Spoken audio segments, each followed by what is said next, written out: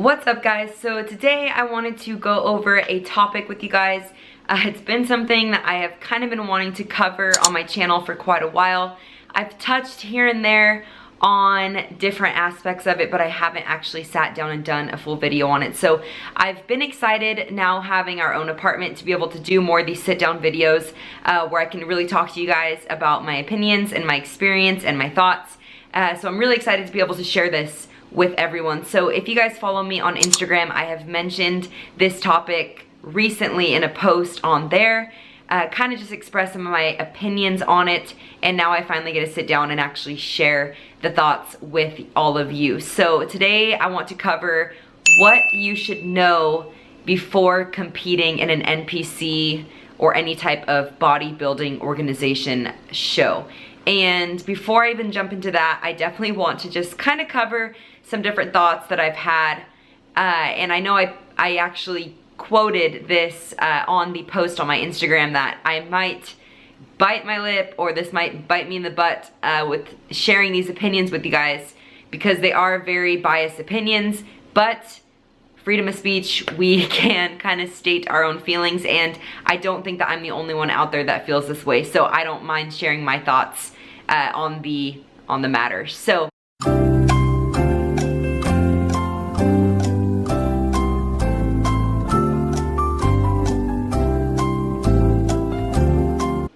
nowadays, I feel like competing in NPC or bodybuilding shows has become a bit degraded, and it's really unfortunate that it's like that, and I almost hate that it's getting to that point. But personally, I feel that the fitness industry has blown up in the past year, especially year or 2 years, and I would say given more in the bikini division. I am not speaking for only females, I'm speaking for males and females. Of course, I'm a female, so I can speak a little bit more about the female divisions, because I obviously know a little bit more about them than the male divisions. However, I know that it is something that is happening in both genders as far as competing goes, but something that I've really noticed has happened is the value of the bikini division in particular has really lost its value, and it's super unfortunate, because I feel that, you know, it used to be something that was a sport that was very hard to compete in, and you really had to dedicate time, and not everyone, not every average person could compete in a bodybuilding show.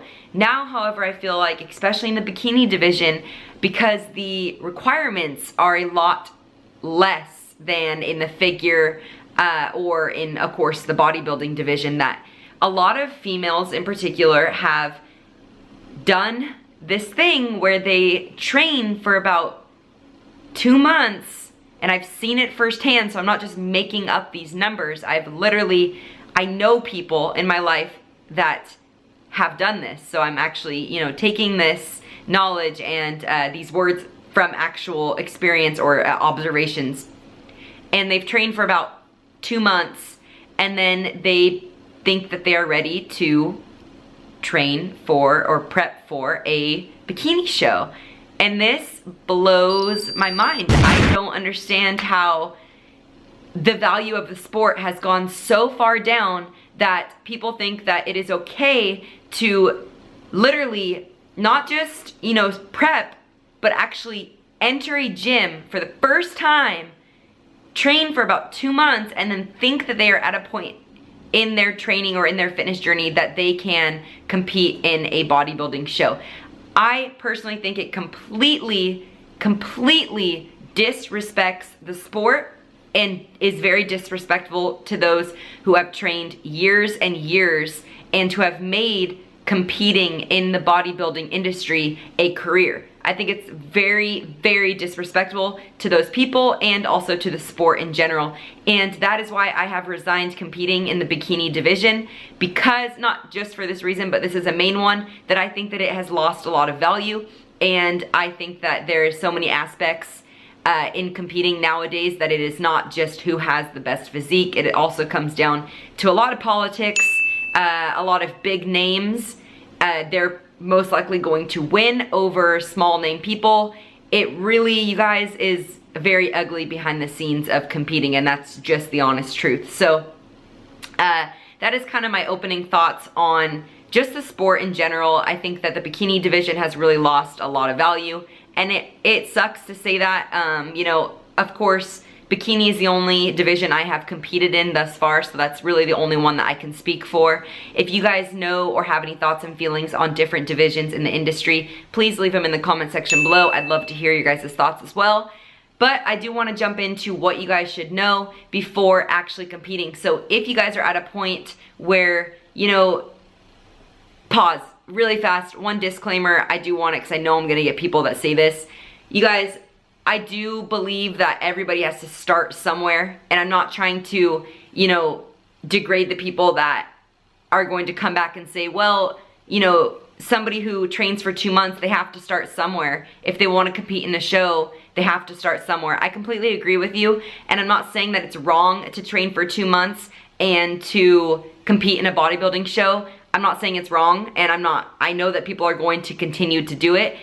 My opinion is just that it's a bit disrespectful to those who truly take this sport as a career and a passion, not for the people that just train for 2 months and think that they are, you know what I mean, entitled enough to really compete in a bodybuilding show. I mean, it goes for any sport. It goes for basketball, football, volleyball, track and field. You know, it's a bit dishonoring for somebody to pick up a basketball for the first time in their life, play basketball for 2 weeks, and then think that they can go compete with the best of the best. It's just one of those things in my head that is a bit disrespectful. But wanted to do that disclaimer. Now jumping into, if you think that you have what it takes to compete in a bodybuilding show, and you think that mentally and physically you are at a place in your life where you are ready to compete in a bodybuilding show, there are things that you should know before jumping in to your first competition. I want to cover everything because I think that you guys need to know, and there has to be a video out there that is able to share this knowledge with you guys so that you guys are not blindsided whenever you are jumping into competition prep. So a couple of things. I just want to start out with more of the mental aspect of it, you guys. Male or female, this is all going to be pretty much for the both genders. However, whenever it comes to the cost aspects of this video, it might be more tailored towards females, just because females tend to spend a little bit more money whenever it comes to competition, you know, prep and suit and all that different kind of stuff. But mentally, guys, you guys need to get into a mental state where you are going to be able to allow all your focus, if not majority of your focus, on the competition prep. I am going to be completely honest with you guys because, again, I don't think that anybody should be blindsided whenever they are going to compete in a bodybuilding show. It takes a huge mental toll on you. And I don't care who you are or how many shows you've done, it is hard. It is going to get very, very mentally challenging. You are going to probably go in the first couple weeks, first month, a breeze, and then you're going to start hitting some low carb days. You're going to start looking in the mirror and not seeing changes as quickly as you had wished. You're going to start wondering why you're competing in the first place. You're going to start doubting yourself. There are going to be times where you're going to have to sacrifice. You're not going to be able to hang out with your friends as much, your family members as much. You're going to have to turn down family functions, events, different outings with your friends because you're going to be tired, you're going to be drained, you're not going to be able to eat the foods that they're out eating, you're not probably going to be able to go out and drink with your friends and family. So there's a lot of sacrifice, and mentally it takes a toll, you know, and you really start questioning why you're competing in the first place. And you know, if you're able to look past that and you're able to find the passion and the drive as to why you're competing, then good for you. And that means that competing is probably something that you're going to be very successful at.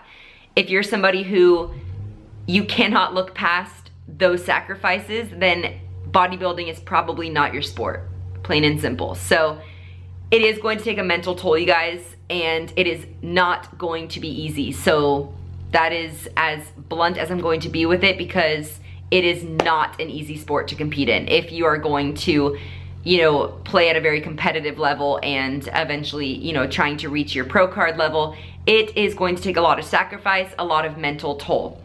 And so the next aspect of it is probably just going to be physical changes. You guys have to realize that stage physiques are not physiques that are maintained year round, or they could be, however, it is not very healthy. You're going to be in a very large calorie deficit.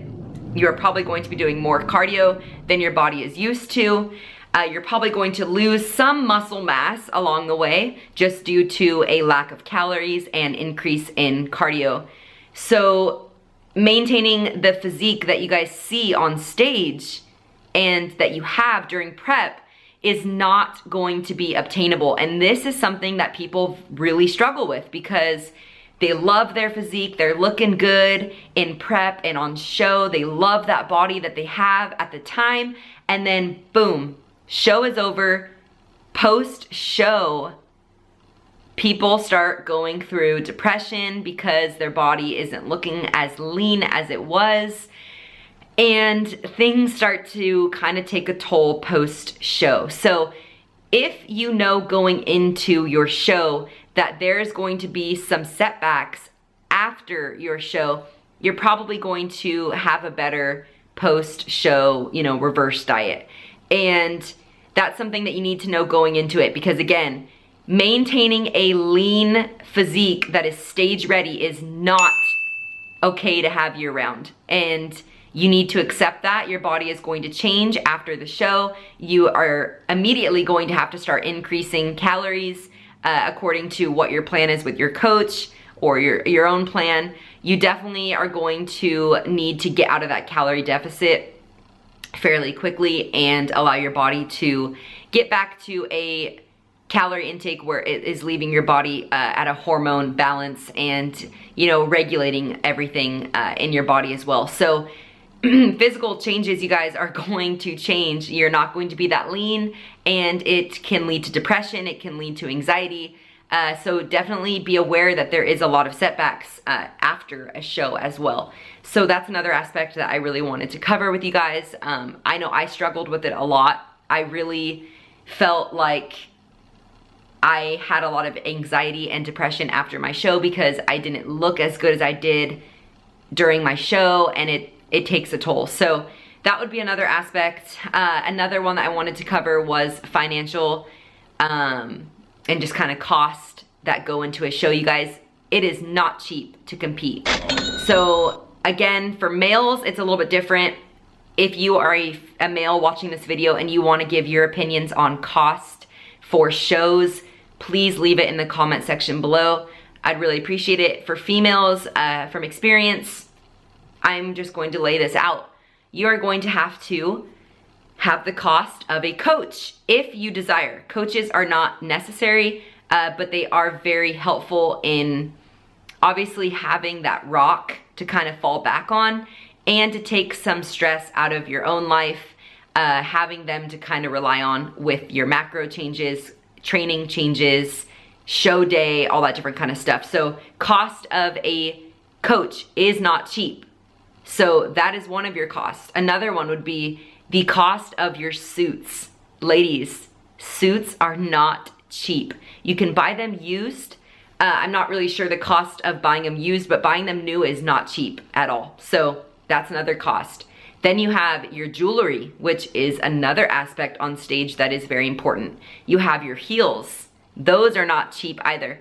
You're gonna have makeup and hair can either be very inexpensive or very expensive, depending if you do it yourself or if you hire somebody to do it for you. So that's an aspect you can kind of alter yourself. Then you have your tan. Tans are not cheap either. Tans were not crazy expensive, but definitely a cost that I had to take into consideration before I left for the show because I knew I had to set money aside for that. Then you have the cost of traveling. If your show is not in your local area, you are going to have to pay for gas to get there. You're gonna have to pay for a hotel, depending on how many nights you stay. You're also going to have to pay for food. Obviously, this goes all the way from the startup prep all the way into show day, getting food to your location as well so that you have food the day of the show as well. And then also, what else? Your NPC card, you're gonna have to pay for that. The entry cost to actually compete in your division is a cost in itself. So for competing in bikini, there had an actual cost correlated with that as well. These are all costs, you guys. It is not cheap to compete in an NPC show. So you definitely want to make sure that you are financially in a place where you can afford everything, and making sure that you can do it right. You know, you don't want, if you're gonna compete in a show, you wanna be financially stable enough to afford everything that you want and to do it right, you know, not half-ass it. So definitely make sure that you're financially in a place where you can afford everything. And then other than that, you guys, it's just making sure, like I said in the beginning, is just mentally, you know, you wanna make sure that you are in a place with your family, and perhaps with if you're in a relationship, you wanna make sure that you're stable enough in those relationships as well, where you can tell them, hey, look, I'm gonna be MIA for a little bit because I am prepping for a show. You wanna be able to have people in your life that are going to support you. You wanna have people who understand what you're doing, who knows why you're doing it, and who are going to support you, because support is a huge aspect of it too. If you don't have that support, times are gonna get very tough and you're not gonna have anybody to turn to. And so definitely make sure that you have that support on your side as well. So pretty much, you guys, I think that's all that I really wanted to cover in this video. If I can think of anything else, I will leave them kind of in the description below. But I think that's basically it. Thank you guys for tuning in. Again, I'm really excited to be able to do these sit-down videos with you guys. If you guys like this video, please, please, please throw it a thumbs up. And if you guys found it informative or helpful, please share it with friends and family. There's a button on here where you can actually share the video. So if you know anybody that might need to see this, if they are considering competing, please share the video with them. Please subscribe to my channel as well if you have not already. And stay tuned, many videos coming your guys' way. And I will catch you guys in an upcoming video.